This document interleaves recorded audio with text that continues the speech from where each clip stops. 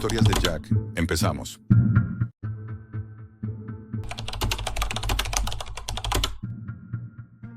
Era imposible imaginar que la locura pudiera medirse en ciclos lunares, hasta que la Deep Web me lo demostró. Soy investigador del Instituto Europeo de Neuroconducta Humana en Barcelona. Durante años me he dedicado a estudiar cómo los ritmos naturales afectan a la mente humana. El sueño, la agresividad, la ansiedad, los impulsos. Mi vida siempre fue metódica, controlada, casi mecánica, hasta que una serie de coincidencias comenzaron a repetirse con demasiada exactitud. Coincidencias que nadie más parecía ver, o que todos preferían ignorar. Mi trabajo consiste en analizar datos de comportamiento, informes policiales, registros hospitalarios, patrones de actividad cerebral. No hay nada heroico ni espectacular en eso. Pero una noche, mientras revisaba un conjunto de estadísticas del último trimestre, noté algo extraño. Durante las noches de luna llena, se disparaban los picos de violencia y accidentes.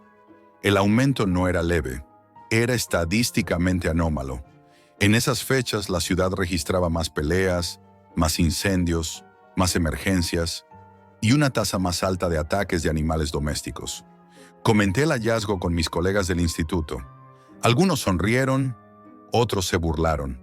Uno incluso me dijo: «Jack, eso es folclore. La luna no provoca locura, provoca titulares». Puede ser, pensé, pero los números no mienten. Y los números estaban gritando.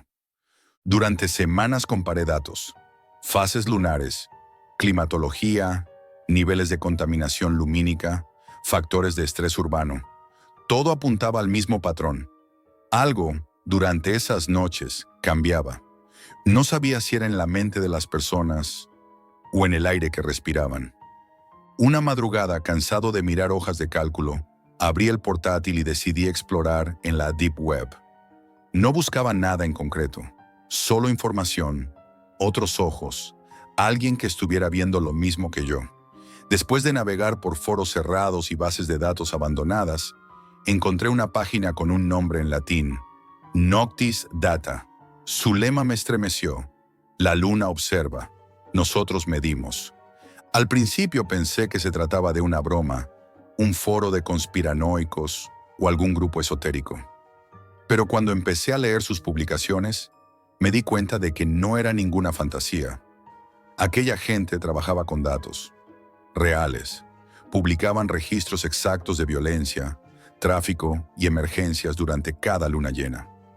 Eran cifras cruzadas con coordenadas, temperaturas, fases lunares e incluso ciclos hormonales. Me llamó la atención un hilo titulado «Marzo, la correlación aumentó».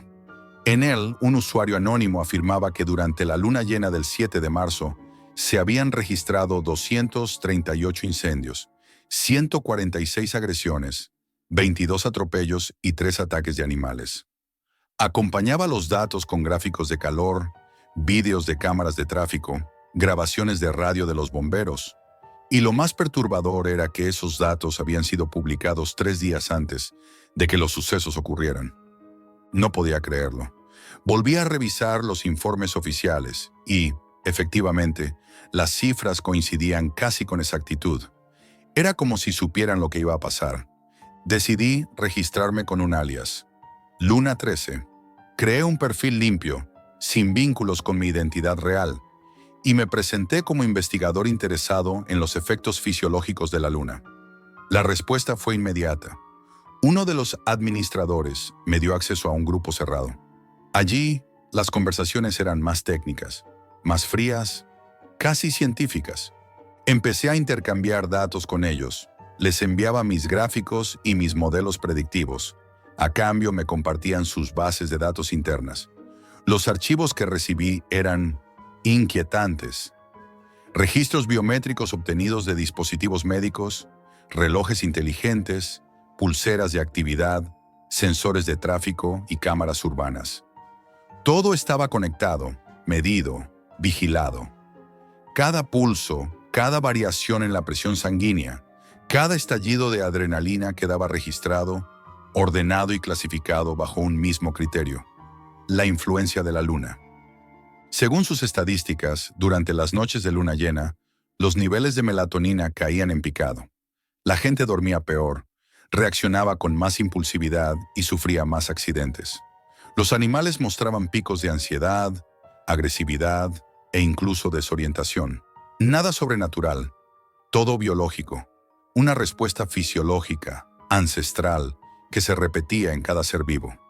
En ese punto, ya no podía apartar la mirada.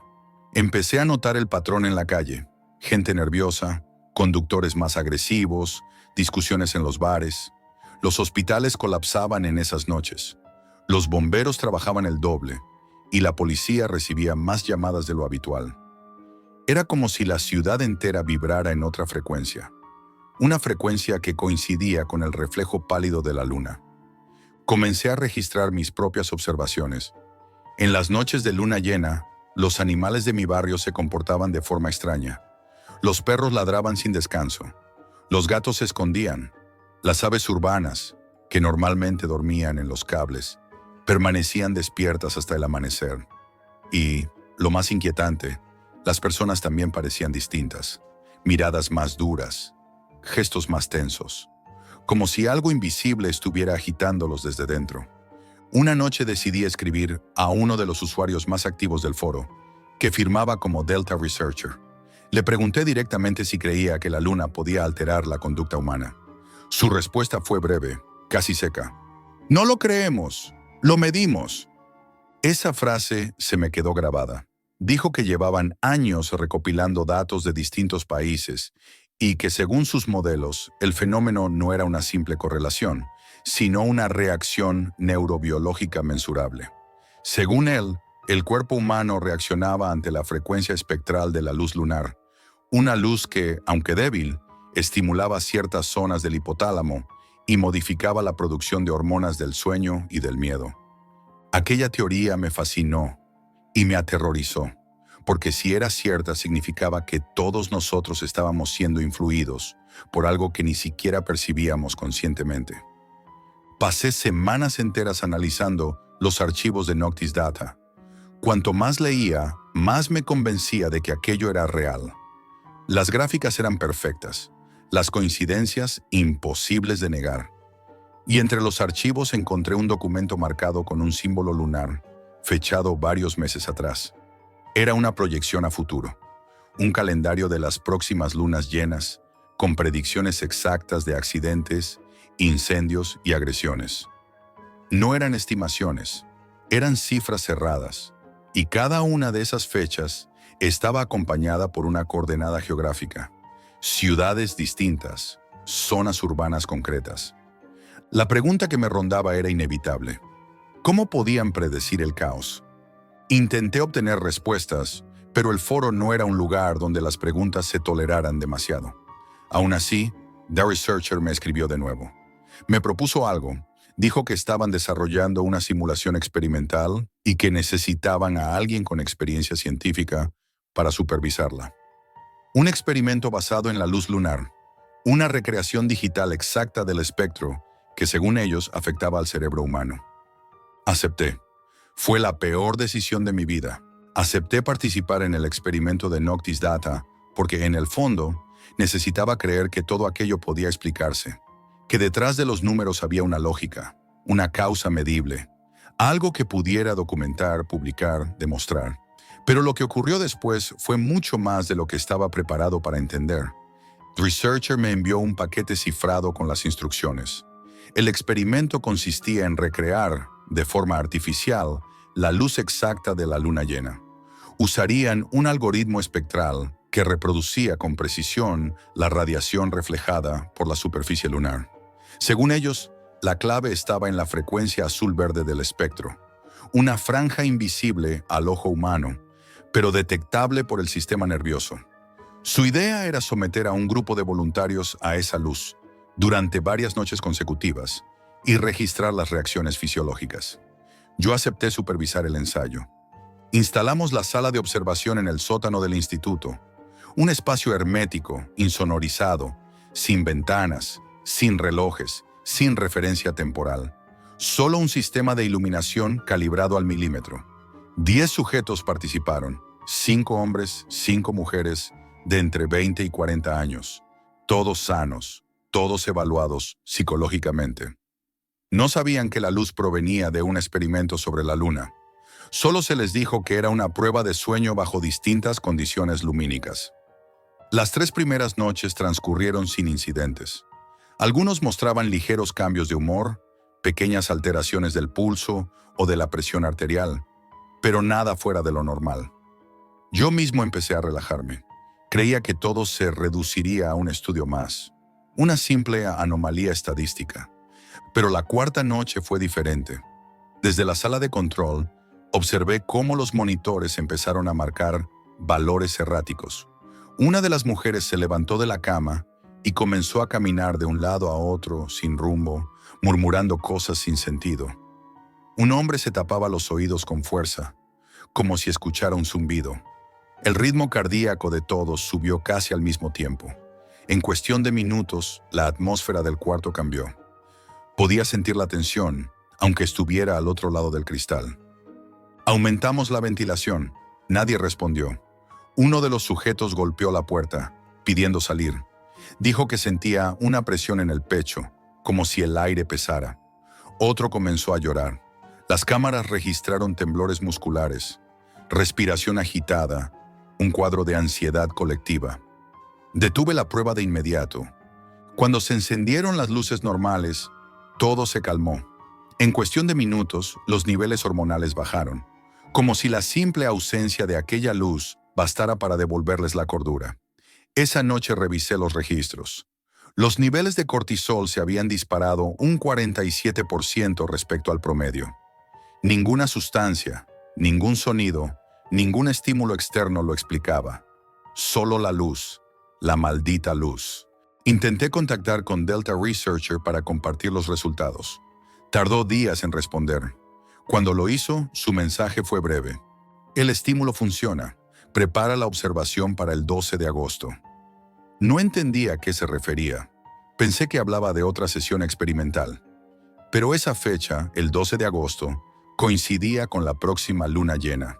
En el foro, el ambiente se volvió frenético. Los usuarios publicaban mapas, proyecciones, datos sobre reflectancia atmosférica. Hablaban de una anomalía luminosa, de un brillo que superaría cualquier registro de los últimos 20 años. Algunos parecían eufóricos, otros asustados. Decidí seguir el evento desde mi laboratorio. Activé todos los sistemas de monitoreo a mi alcance: sensores de tráfico, cámaras públicas, bases de datos hospitalarias, registros de llamadas al 112. Durante la tarde todo era normal, pero a las 22:11, cuando la luna alcanzó su punto más alto, los monitores empezaron a mostrar un patrón familiar: el caos. En menos de una hora, las llamadas de emergencia se triplicaron. Hubo accidentes absurdos, coches que chocaban sin motivo, incendios provocados por descuidos imposibles, agresiones aleatorias en plena calle. Las redes sociales se llenaron de vídeos de gente corriendo, gritando, llorando sin saber por qué. Los hospitales informaron de crisis nerviosas masivas, ataques de pánico, episodios epilépticos. En los parques, los animales se volvían locos. Los perros ladraban hacia el cielo, los gatos se escondían, las aves se estrellaban contra los ventanales. Era como si todo ser vivo estuviera siendo afectado por una misma señal invisible. Salí a la calle. La ciudad estaba bañada en una luz blanca y fría, tan intensa que parecía de día. Miré hacia arriba. La luna llena, enorme, pálida, brillante hasta el dolor. No había niebla ni nubes, solo ese resplandor implacable. Las sombras parecían más nítidas, los sonidos más agudos, los movimientos más torpes. La gente se empujaba, discutía, lloraba, corría sin dirección. Durante horas, Barcelona fue un experimento a cielo abierto. Cuando el sol apareció, el caos se disipó como si nada hubiera pasado. Las noticias hablaron de una noche inusual, de picos de tensión social. Nadie mencionó la luna, pero los datos estaban ahí, y lo que vi en mis monitores no tenía explicación natural. Volví al foro de Noctis Data. Quería entender qué había ocurrido. El sitio estaba vacío. Las publicaciones habían desaparecido. Los usuarios también. Solo un mensaje apareció durante unos minutos antes de que la página se borrara para siempre. El experimento ha concluido. El estímulo ha sido validado. Fase 2 en preparación. El experimento. De repente lo comprendí todo. Yo no había estado estudiando un fenómeno. Había estado participando en él. Ellos no se limitaban a observar la correlación. La estaban provocando. Crucé mis datos con los informes atmosféricos de esa noche. Encontré una coincidencia inquietante. Un satélite de comunicaciones, propiedad de una empresa privada, había realizado pruebas de reflexión lumínica sobre Europa justo en el mismo intervalo horario. La trayectoria coincidía con el área afectada, y la intensidad de la luz lunar aumentó de forma artificial. La anomalía no fue un accidente. Fue una intervención controlada. Intenté contactar con la empresa. Silencio. Poco después, mis correos institucionales fueron bloqueados y mis accesos al laboratorio revocados. Alguien quería que dejara de buscar, pero no lo hice. Durante los meses siguientes, seguí observando. Y cada luna llena confirmé el mismo patrón. Un ligero aumento en los incidentes, en la violencia, en los ataques de animales.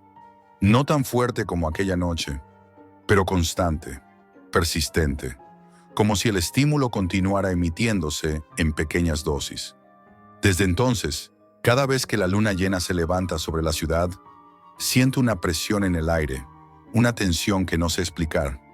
La gente está más nerviosa, más irritable, más despierta. Y los animales lo sienten antes que nosotros. Ya no sé si es la luz, la frecuencia o algo que nos han implantado sin saberlo. Pero lo cierto es que ya no dormimos igual. Nadie lo hace. He borrado todos mis rastros, mis archivos, mis accesos al foro. Pero cada mes, cuando la luna asciende sobre los tejados y tiñe las calles con ese blanco imposible, no puedo evitar mirar por la ventana. Y siempre escucho la misma frase resonando en mi cabeza. La luna observa. Nosotros medimos. Ahora entiendo lo que significaba. Ellos siguen ahí, midiendo. Y aunque ya no formo parte del experimento, sé que yo también sigo midiendo. Porque lo acepte o no, el fenómeno continúa. Y cada ciclo, cada nueva luna llena, me convence un poco más de que el experimento nunca terminó. Solo cambió de escala. Si te atreviste a mirar la luna esta noche, deja tu like, suscríbete para seguir observando conmigo. Y cuéntame en los comentarios, ¿has notado algo diferente en las noches de luna llena?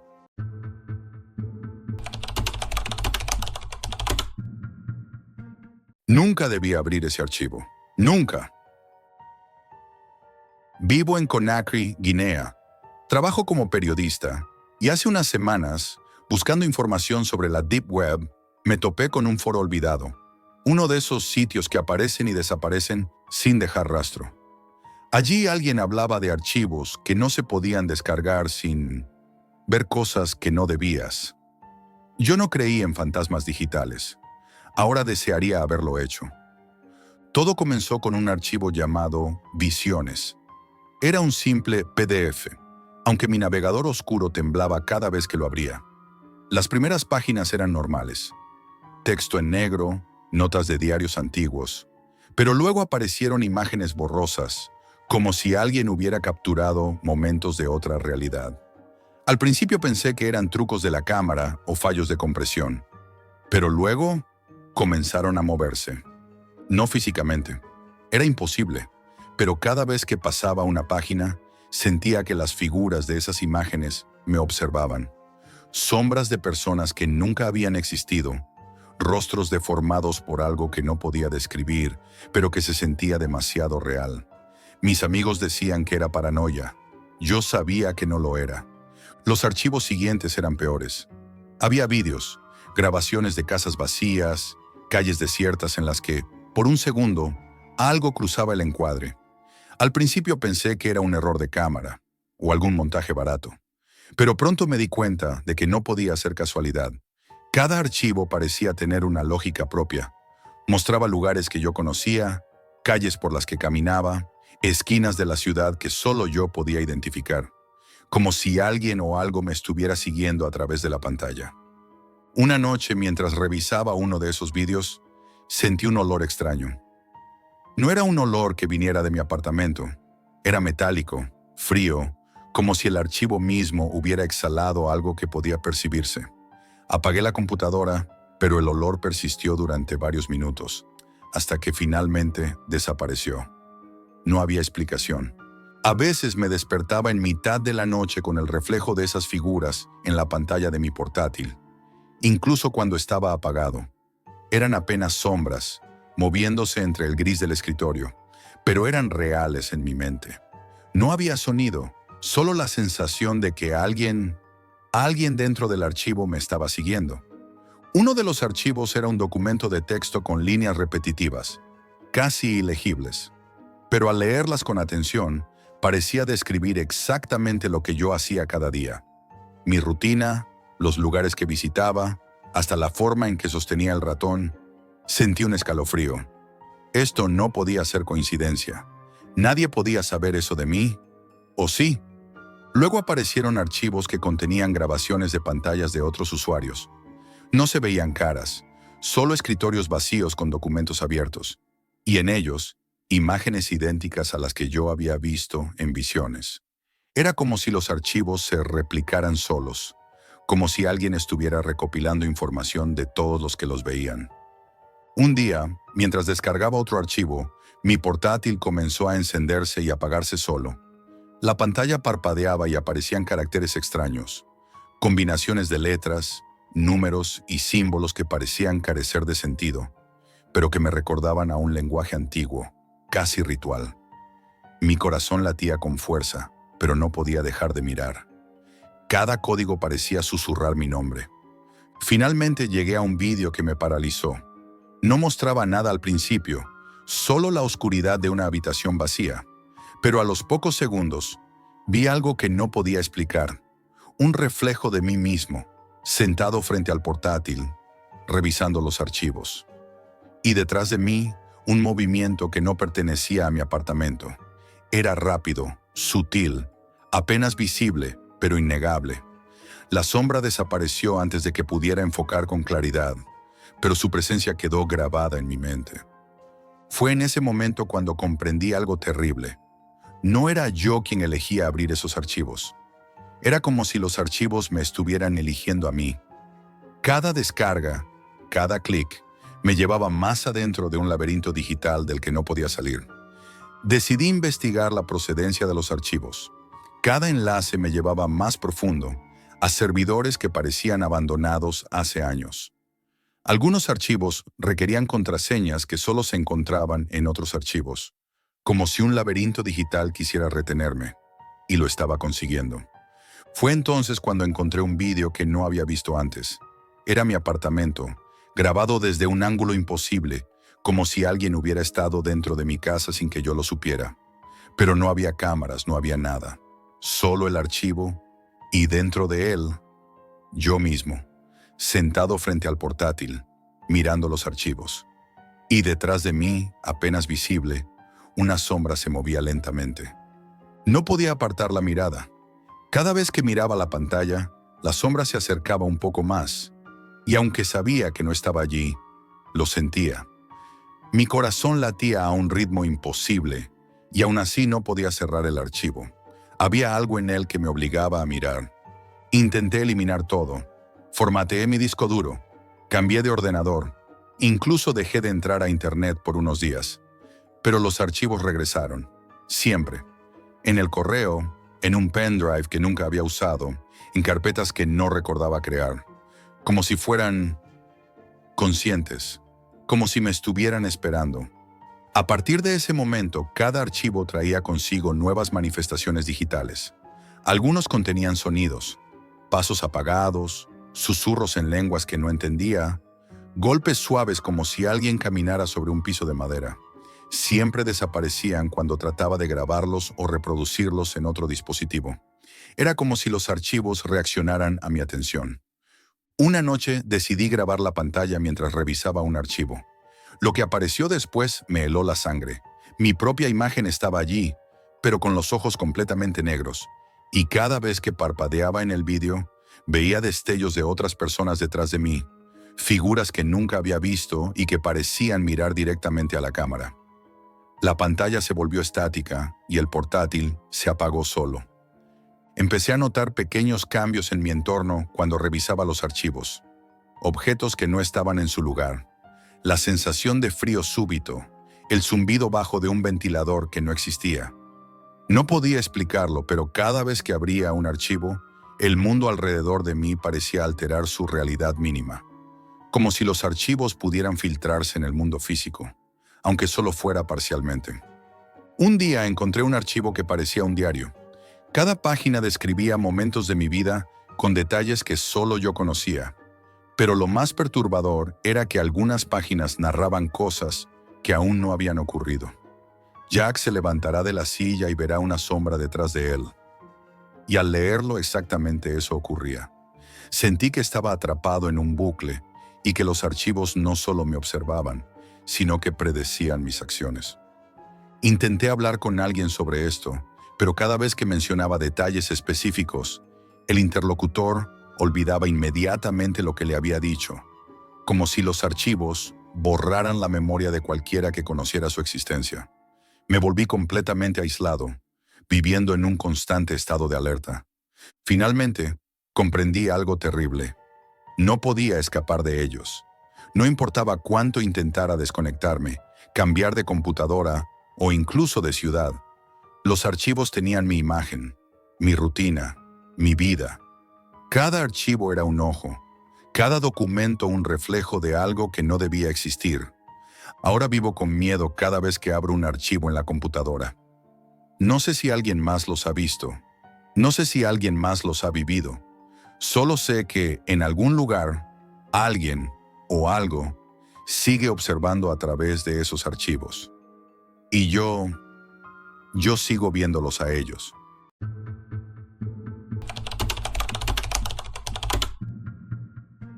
Si estás escuchando esto, ya es demasiado tarde. Y yo puedo sentir cada segundo que me queda mientras ellos deciden cómo terminarlo.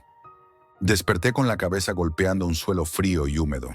La oscuridad era tan completa que tardé segundos en distinguir formas, y un olor metálico mezclado con químicos quemados me revolvió el estómago.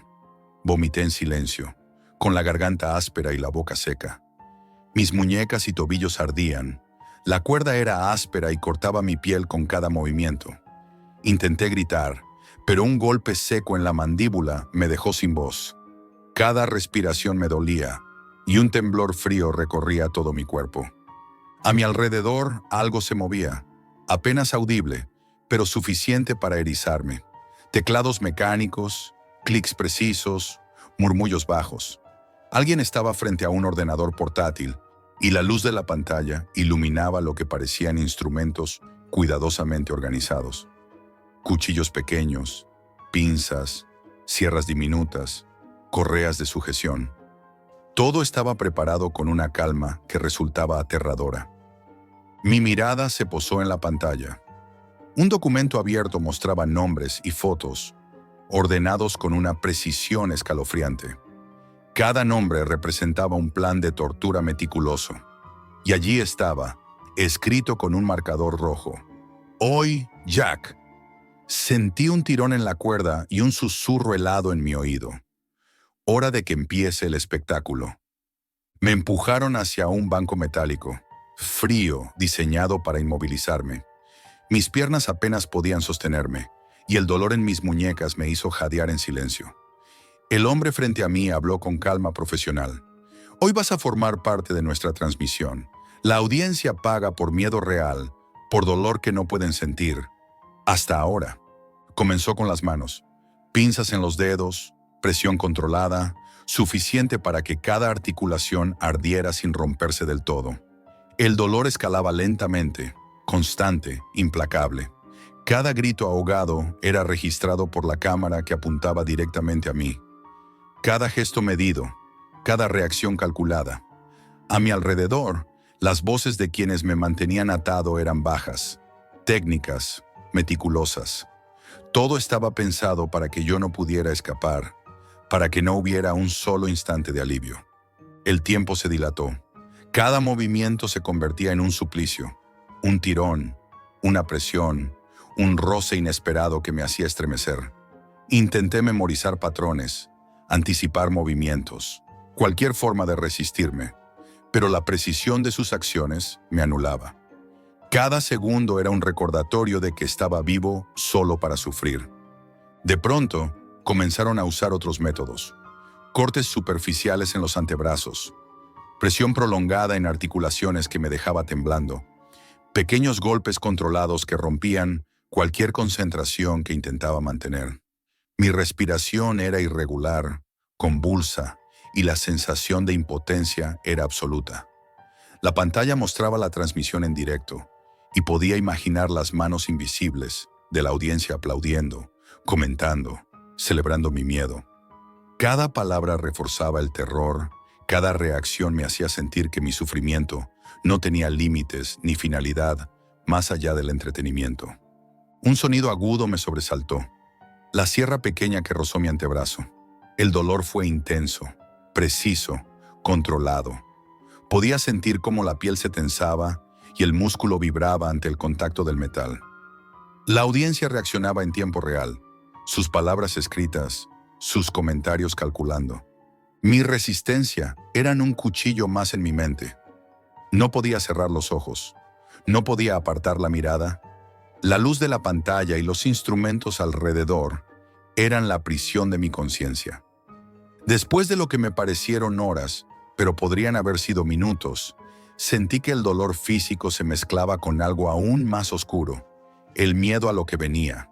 Me hablaban de otros nombres, otras víctimas, personas que no conocía y que sufrirían como yo, según la lista que habían preparado. La certeza de que esto no acababa conmigo, que había un sistema organizado para prolongar el dolor de otros, me hundió más profundo que cualquier golpe físico. Intenté convencerme de que era solo un juego de poder, un experimento, pero no había lógica, solo reglas, dolor, control y observación constante. Cada intento de pensar en escape me hacía más consciente de mi impotencia. Cada respiración, cada parpadeo, cada movimiento estaba registrado, calculado, medido.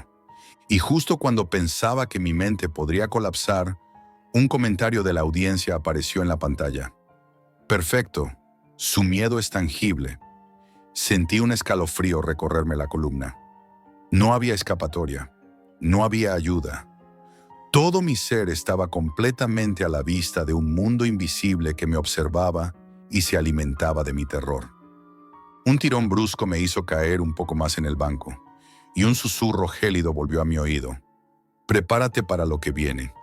Y entonces entendí que esto era solo el principio, que cada segundo que pasara, cada movimiento, cada grito ahogado, sería parte de un espectáculo que no tendría fin mientras existiera la lista. La primera parte de la tortura ya había dejado mi cuerpo temblando, cada músculo al límite, cada articulación ardiendo. Pensé que no podría soportar más, pero pronto entendí que el dolor físico era solo una fracción del terror que me esperaba. El hombre frente a mí no mostraba emoción, solo una concentración fría y profesional.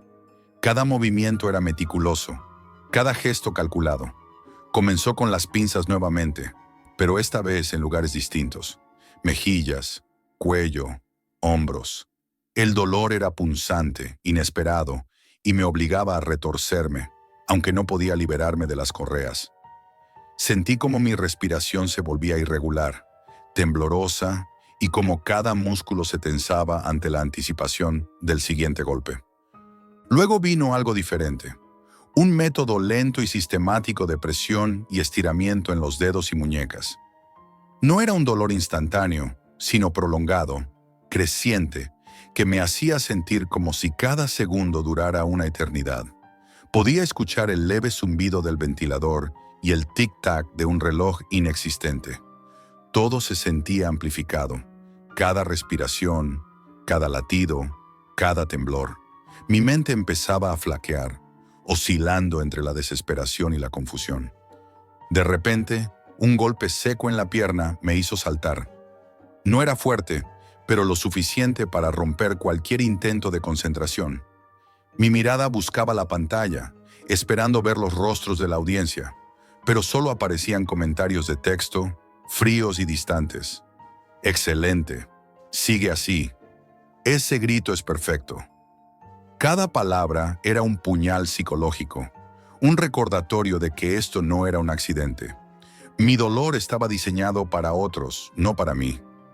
Después de esto, la tortura se intensificó.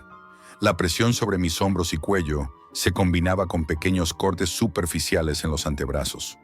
Podía sentir el ardor, la tensión, la fatiga de mis músculos, y cada segundo parecía durar horas. Intenté recordar mi vida, mi nombre, cualquier cosa que me anclara a la realidad, pero incluso mis recuerdos se sentían lejanos, irreales. Cada pensamiento era reemplazado por la certeza de que estaba completamente a merced de ellos. Me hablaron de la lista nuevamente, mencionando otros nombres que pronto serían torturados de manera similar. La certeza de que esto era un sistema, un patrón que no terminaba conmigo, me hundió más profundo que cualquier dolor físico. Sentí un vértigo interno, como si mi mente estuviera cayendo en un abismo sin fondo. El miedo no venía solo del dolor, era la comprensión de que era un espectáculo, un entretenimiento para un público invisible que se alimentaba de mi sufrimiento. Entonces comenzó la parte más calculada, presión prolongada en articulaciones y músculos combinada, con pequeños instrumentos afilados rozando mi piel en movimientos controlados. El dolor físico era intenso, pero la tortura psicológica se volvió más punzante. La audiencia comentaba, analizaba, esperaba cada reacción. Yo estaba consciente de que cada gesto, cada respiración entrecortada, estaba siendo consumido como entretenimiento. En un momento, un golpe en el abdomen me dejó sin aliento, y el hombre frente a mí habló con frialdad. Vamos a ver cuánto tiempo puedes resistir antes de romperte por completo. Mi mente luchaba por aferrarse a algo, cualquier cosa. Intenté planear cómo escapar, pero cada acción que intentaba solo intensificaba la presión de las correas. Sentí que mi cuerpo se rendía, pero la tortura no se detenía.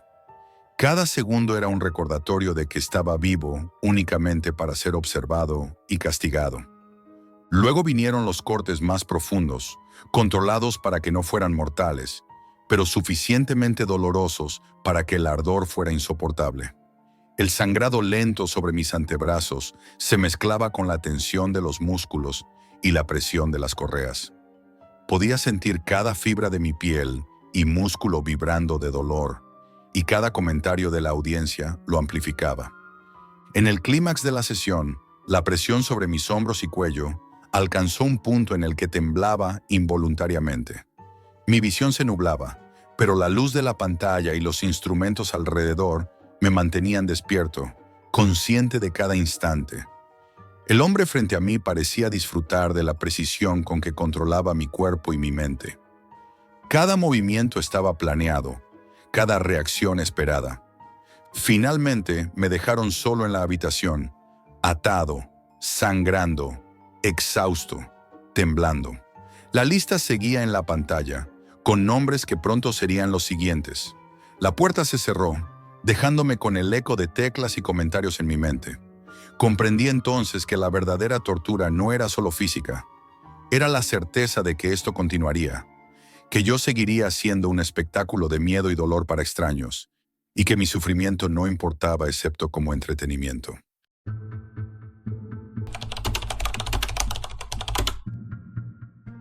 No imaginé que una promesa escrita en un foro pudiera cambiar tanto nuestras vidas. Lo que voy a contarles ocurrió hace apenas unos meses, aquí en Italia. Lo recuerdo con una mezcla de miedo y fascinación, porque lo que vivimos mi pareja y yo no tiene nada de paranormal, pero nos hizo cuestionar todo lo que creíamos seguro. Todo empezó un sábado por la noche. Estábamos en nuestro pequeño apartamento de Milán, ella sentada frente al portátil y yo en el sofá, viendo cómo la lluvia golpeaba los cristales. Ella me enseñó un enlace que había encontrado mientras navegaba por la dark web, un foro llamado Foro de Promesas. La idea era extraña, pero no parecía ilegal. Personas escribían promesas que querían cumplir y otras ofrecían ayuda para cumplirlas. Al principio reímos, pensando que era una especie de terapia virtual para gente obsesionada con sus objetivos. Decidimos crear una cuenta. Mi pareja, con su humor irónico, escribió la primera promesa. Prometo dejar de preocuparme por todo lo que no puedo controlar. Yo escribí algo más sencillo. Prometo entenderla siempre, incluso cuando yo mismo no lo haga. Al principio nada pasó, pero a medida que explorábamos el foro, nos dimos cuenta de que algunas promesas tenían un detalle inquietante. Estaban acompañadas de instrucciones muy concretas, pequeñas tareas que parecían simples, casi triviales, pero que resultaban perturbadoras si uno se paraba a pensarlas. Una de ellas decía: si prometes ser valiente, compra una vela negra y deja que se consuma en silencio. Mira cómo la llama refleja lo que temes. Pensamos que era un juego psicológico, una especie de ritual simbólico. Curiosos, decidimos probarlo. Compramos la vela y seguimos la instrucción. Al principio, reímos nerviosos, pero luego nos dimos cuenta de que nos estábamos observando de forma diferente. Cada gesto, cada mirada, parecía cargada de intención. Esa noche dormimos mal, con una sensación extraña de vigilancia, aunque sabíamos que no había nadie. Al día siguiente, el foro nos envió un mensaje privado. No tenía remitente, solo un texto que parecía simple. Hoy observen sin hablar, noten lo que no se dice. Nos pareció ridículo, pero decidimos seguir la indicación. Fue sorprendente lo tensa que se volvió la mañana. Caminábamos por la cocina, cada uno haciendo su rutina, y sentía que ella notaba cada pequeño movimiento mío. Y yo lo mismo. Cada gesto se cargaba de significado y al mismo tiempo de miedo. No había cámaras ni espionaje, solo nuestras propias interpretaciones de lo que podía estar ocurriendo. Esa tarde, mientras ella revisaba nuevas promesas en el portátil, encontró una que decía: compartan algo que nunca han contado, pero solo con gestos, sin palabras. Nos quedamos paralizados. Fue extraño, casi infantil, como un juego, pero provocaba una incomodidad que calaba hondo. Intentamos comunicarnos solo con miradas y movimientos, y lo que parecía un juego terminó dejando un silencio incómodo que duró horas. Sentí como nuestro apartamento, normalmente cálido, se volvió frío y extraño, como si hubiera algo invisible que nos observaba. Cada día, el foro nos ofrecía nuevas promesas adaptadas a nuestra interacción previa. No pedía datos ni nombres reales, pero parecía conocernos más de lo que cualquier extraño debería. Cada sugerencia estaba pensada para generar tensión entre nosotros, para hacernos cuestionar la confianza mutua, nuestras prioridades, incluso nuestra memoria. Era como si alguien hubiera estudiado nuestra rutina y supiera exactamente qué nos haría dudar. Un día una promesa decía: escriban algo que deseen cambiar de la otra persona. Léanselo en voz alta, pero sin reaccionar a su respuesta. Lo hicimos. Cada palabra que ella dijo resonaba con un peso inesperado. No había ataques ni críticas, pero sentí como algo entre nosotros cambió. Al terminar, permanecimos en silencio más de media hora. Todo parecía normal, pero la sensación de que algo se había quebrado nos acompañó durante el resto del día. También comenzaron a aparecer promesas que nos pedían realizar acciones fuera de lo cotidiano. Ir a un lugar que nunca habíamos visitado, mirar a personas desconocidas y notar cómo reaccionaban ante nosotros. Incluso escribir mensajes que nunca enviaríamos. Todo esto se mezclaba con lo trivial de nuestra vida diaria y lo hacía parecer cotidiano, pero cada tarea generaba una tensión acumulativa. Una noche, el foro sugirió algo distinto. Apaguen todas las luces y caminen por la casa solo con linternas pequeñas. Sientan lo que se oculta entre las sombras. Lo hicimos. Al principio fue divertido, hasta que notamos cómo los muebles, las paredes, los objetos cotidianos parecían distintos, hostiles incluso. Cada sombra parecía más profunda, cada sonido más intenso. Esa noche dormimos con la sensación de que algo nos había seguido desde la oscuridad, aunque sabíamos que solo eran nuestras propias mentes jugando con miedo y expectativa. Poco a poco, La sensación de normalidad en nuestro hogar se fue quebrando. No había amenazas externas, ni fantasmas, ni cámaras. Solo la extraña presión de cumplir promesas que parecían diseñadas para descubrir cada vulnerabilidad nuestra. Nos dimos cuenta de que estábamos atrapados en un juego que nosotros mismos habíamos aceptado sin darnos cuenta, y que podía cambiar la manera en que nos percibíamos mutuamente. Y así es como comenzó todo. La tensión creció, silenciosa, invisible, pero constante.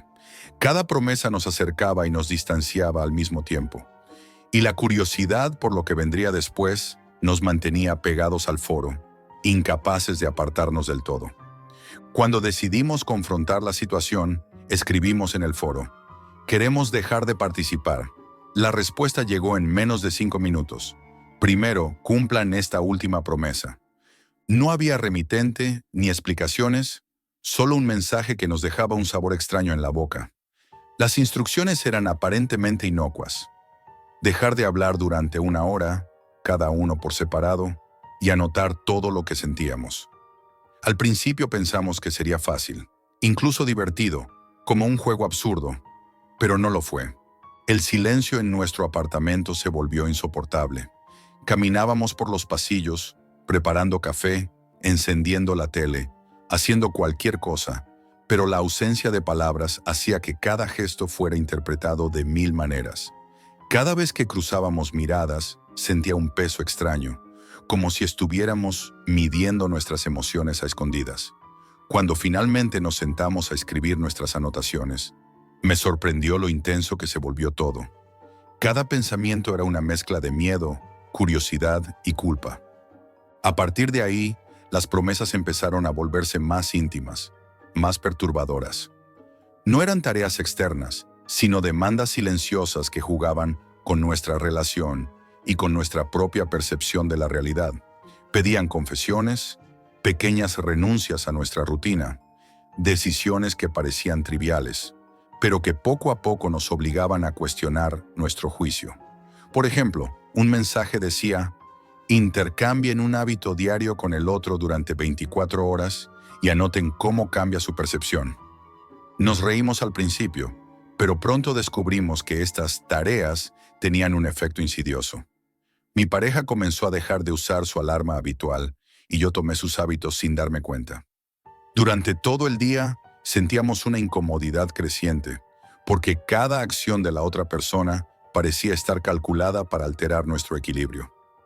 Un día, el foro nos pidió salir de casa y caminar por Milán sin hablar, observando a las personas que nos rodeaban y anotando cada gesto, cada reacción que nos generara inquietud. Al principio fue un paseo cotidiano, pero pronto nos encontramos en un estado constante de alerta. La manera en que la gente nos miraba, cómo cruzaban la calle, cómo hablaban por el móvil, todo parecía un espejo que devolvía nuestra propia tensión acumulada. El punto culminante llegó una noche de lluvia intensa. El foro nos sugirió: denle la vuelta a todo lo que saben sobre el otro. Nos pidió intercambiar nuestros diarios personales durante 24 horas. Cada página que leí del otro nos hacía sentir expuestos y vulnerables. No eran secretos oscuros ni confesiones escandalosas, sino detalles cotidianos que de repente adquirían un peso insólito. Saber cómo pensaba el otro, qué temía, qué valoraba, nos dejó desnudos emocionalmente, incluso sin palabras. Sentí como la relación se tensaba, como cada gesto o silencio podía interpretarse como un fallo, una mentira o una traición, aunque no lo fuera. Pero el foro no paraba. Un día recibimos una promesa que nos obligaba a actuar sin vernos. Completen una acción en la casa del otro sin que se dé cuenta, y luego describan la sensación. Fue absurdo y perturbador al mismo tiempo. Teníamos que mover objetos, reorganizar libros, cambiar pequeñas cosas en la rutina del otro, solo para ver cómo reaccionaba mentalmente. Cada acción generaba paranoia silenciosa. ¿Se daría cuenta? ¿Se enfadaría? La tensión era tangible, invisible, pero poderosa. Finalmente, decidimos cerrar la cuenta. Pero cuando intentamos hacerlo, apareció un mensaje final que jamás olvidaré. Recuerden, las promesas no hechas también se cumplen. Esa frase nos congeló. No hablaba de magia ni de amenazas externas. Hablaba de nosotros mismos, de cómo nuestros propios compromisos internos nos habían cambiado, de cómo la curiosidad y la obediencia a esas reglas absurdas podían alterar la mente y la relación humana. Hoy seguimos juntos, pero somos diferentes, más cautelosos, más conscientes de que la curiosidad puede ser una trampa si alguien o algo sabe exactamente cómo manipularla. Nunca volvimos a abrir un enlace sospechoso, nunca volvimos a navegar en la dark web de esa manera. Pero algunas noches, cuando la lluvia golpea los cristales de nuestro apartamento, todavía siento el eco de esas promesas. Y me pregunto qué hubiera pasado si hubiéramos seguido jugando.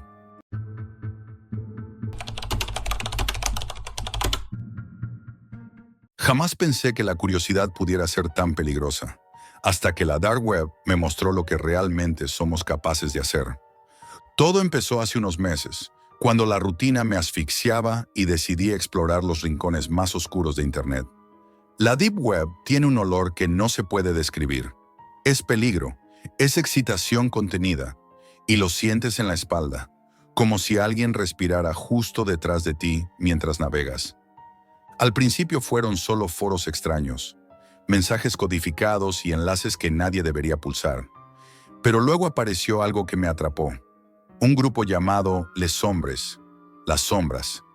No dejaban rastro en ninguna red social normal. Todo era anonimato, cifrado, códigos que cambiaban cada semana. Yo solo quería ver qué pasaba. Un poco de adrenalina, lo admito. El primer mensaje fue directo, inquietante. Si quieres entender la verdad, acompáñanos al próximo encuentro. Solo una condición: confía. La dirección que me enviaron estaba en París, pero no era un edificio normal. Era una de las antiguas cloacas de la ciudad, de esas que nadie pisa salvo por necesidad. Caminos húmedos, oscuros, estrechos, y un eco que parecía devorarlo todo. Cuando llegué, ya había otros como yo, algunos jóvenes, otros más mayores, todos con la misma mezcla de miedo y curiosidad. Nadie hablaba demasiado. Nadie sabía a quién mirar primero. Solo nos dejaron avanzar. La primera impresión fue claustrofóbica. El suelo estaba resbaladizo, la luz parpadeante colgaba de cables oxidados y el aire olía a humedad, metal y algo indefinible que ponía la piel de gallina. Nos hicieron sentar en círculo. No había símbolos ni máscaras, solo caras cansadas y ojos que parecían medir cada pensamiento. Entonces habló el líder. Su voz era baja, calmada y parecía deslizarse por las paredes. Estamos aquí para despertar, para ver la verdad que la sociedad oculta. Aquí no hay fantasmas, ni cámaras, ni policías, solo nosotros y nuestras decisiones.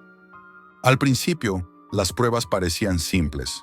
Caminar solo por un túnel corto, escuchar atentamente sonidos que no tenían origen aparente, escribir secretos que nunca compartiríamos. Pero algo cambió rápido. Cada vez que regresabas del túnel, sentías un peso distinto, un miedo que no sabías describir. Las sombras parecían más densas, y los ecos de tus propios pasos sonaban distintos, como si alguien más los acompañara. Una noche, nos hicieron hacer un ejercicio diferente. Cada uno debía llevarse un objeto del túnel sin que los demás lo vieran y regresar sin hablar de él. Lo que parecía un juego inocente se volvió tenso. Cada ruido, cada movimiento de agua, cada crujido de las paredes parecía un juicio silencioso. Algunos regresaron pálidos, temblando, y nadie preguntó qué había pasado. En otra ocasión, nos llevaron a un laberinto de túneles más estrecho y profundo que cualquier otro. Caminé metros sin ver la luz y sin escuchar nada más que mis pasos. Entonces, de repente, escuché un susurro detrás de mí, casi imperceptible. Me detuve, conteniendo la respiración, pero no había nadie. Solo yo y las paredes húmedas. Ese momento fue suficiente para que el grupo consiguiera lo que quería, que el miedo se filtrara dentro de ti, que la ansiedad se convirtiera en tu compañera constante. Aprendí rápido a no mirar atrás. Las sombras eran densas y largas, y cada eco podía interpretarse como amenaza. Lo más aterrador no era lo que veías, sino lo que tu mente te hacía creer que podía pasar si fallabas. Y todos dudábamos, siempre. Poco a poco, las pruebas fueron más psicológicas. Nos pedían enfrentarnos a nuestras propias inseguridades, escribir confesiones profundas y leerlas en voz baja, caminar por túneles con los ojos vendados, incluso permanecer inmóviles mientras alguien recorría un laberinto paralelo, solo con nosotros dentro. Cada ejercicio dejaba un rastro en la mente que no desaparecía. Y aún así, cada reunión tenía un extraño atractivo. La sensación de peligro controlado era adictiva. Sabías que no había amenazas externas reales, pero algo en la combinación de aislamiento, humedad, oscuridad y silencio hacía que tu corazón nunca estuviera tranquilo. Esa fue mi primera temporada con Les Hombres. Y aunque aún no lo sabía, la verdadera prueba aún estaba por venir. Una que me obligaría a mirar más allá de los túneles y enfrentar lo que realmente somos capaces de hacer en la oscuridad. Cuando nos llevaron a un punto donde los túneles se dividían en varias direcciones, el líder habló con su voz que parecía deslizarse por las paredes húmedas. Elige tu camino. Lo que encuentres será lo que mereces. Nadie dijo una palabra. Nadie se movió. Cada uno parecía contener la respiración, como si los túneles pudieran leer nuestros pensamientos. Yo sentía que el aire se cerraba a mi alrededor. El corazón me latía en la garganta. Cada paso que daba resonaba, mezclado con los susurros de los demás, que no sabía si eran reales o producto de tu mente. Decidí avanzar por un túnel estrecho, casi imposible de atravesar.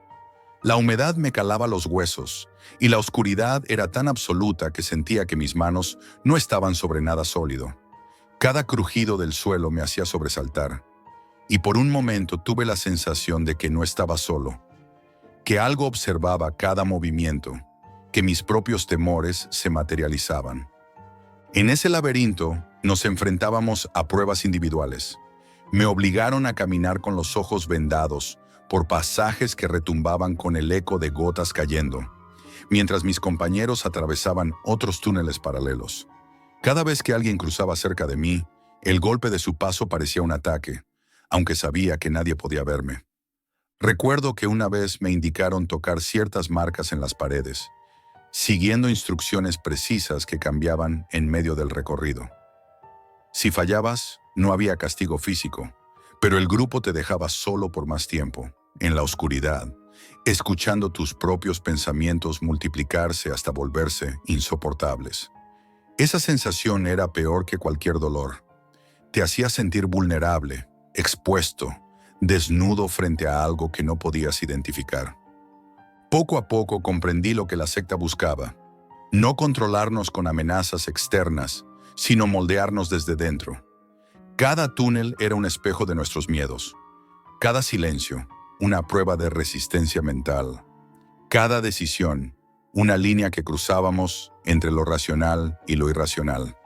Hubo una noche especialmente intensa. Nos obligaron a permanecer juntos en un túnel enorme, pero oscuro, con apenas luz suficiente para ver las manos frente a la cara. Durante horas, caminamos siguiendo indicaciones imprecisas, tropezando con raíces, charcos de agua que casi nos hacían perder el equilibrio. Uno de nosotros gritó por accidente, y el eco fue tan profundo que me hizo sentir que todo el túnel vibraba.